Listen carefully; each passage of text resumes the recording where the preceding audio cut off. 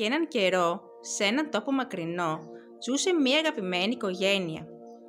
Η μαμά με το παιδάκι της τον Αλέξη. Ο Αλέξης ήταν ένα χαρισματικό παιδί. Όμως δεν του άρεσαν με τίποτα τα φρούτα και τα λαχανικά. Η μαμά του είχε κάνει πολλές προσπάθειες να τα φάει. Μαμάταια.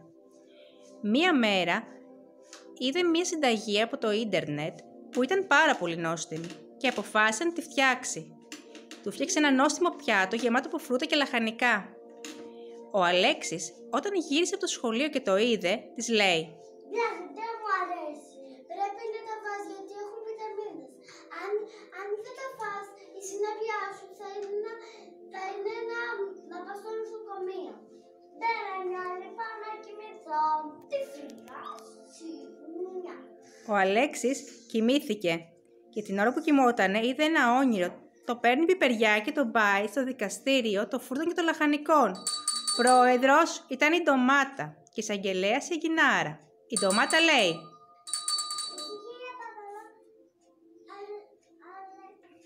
Γιατί δεν τρως τα φρούτα λαχανικά? Επειδή δεν μου αρέσουν.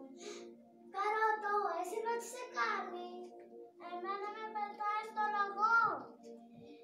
Μπανάνα, εσένα τι σε κάνει? Εμένα με πετάει στις κότες. Πιπεριά, εσένα τι σε κάνει? Εμένα με πετάει στο ταβάνι. Ρόγαλο, εσένα τι σε κάνει? Εμένα με πετάει στον τοίχο. Αγκουρί, εσένα τι σε κάνει? Με πετάει στα σκουπίδια. Ντομάτα, εσένα τι σε κάνει? Σάλσα. Μήλο, εσένα τι σε κάνει? Εμένα με πετάει στα πρόβατα. Και ξεχνάει ότι ένα μήλο την ημέρα του γιατρού του κάνει πέρα. Πατάτα, εσένα τι σε κάνει? Με τρώει στο γανικά.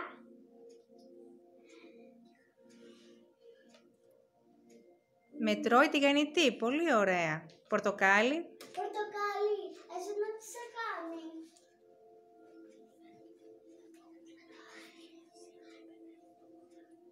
Εμένα με μετάει το χωλάφι. Κρεμμύδι. Κρεμμύδι, εσένα τι σε κάνει? Με βάλει το τηγάνι για να λιώσω. Αγκούρι.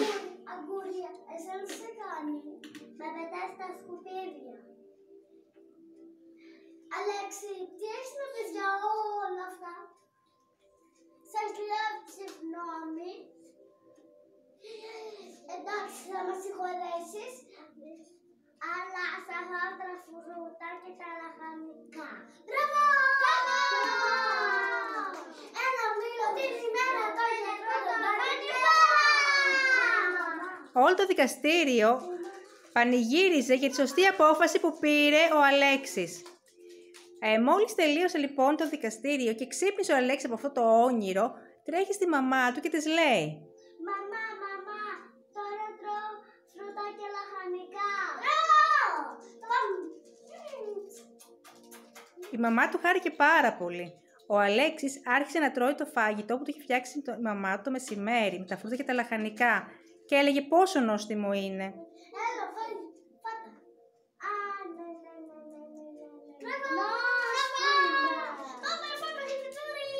Όχι, και τώρα λέει ο Αλέξης σε όλα τα παιδιά: Παιδιά, να μην κάνετε αυτή τη πράξη για μένα, επειδή θα πάτε νοσοκομείο. Και επειδή μπορείτε να βγείτε το ίδιο όνειρο με τον Αλέξη.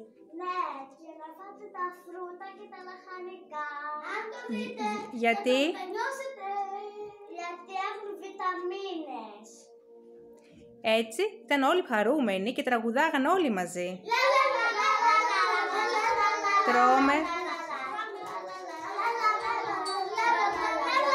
φρούτα και λαχανικά, τραλαλαλαλα.